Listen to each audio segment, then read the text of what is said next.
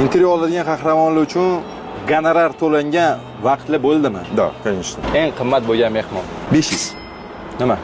dollar. Да. Kim?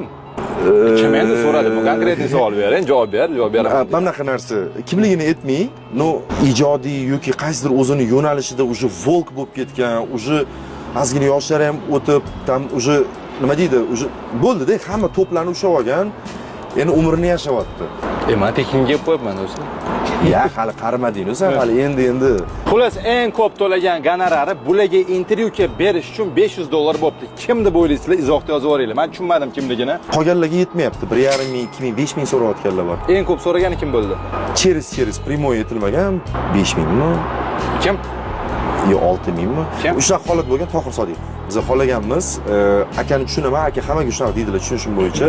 Chunki Tohir aka rahmat menga tekinga intervyu berganingizga. Вот, endi yo'q.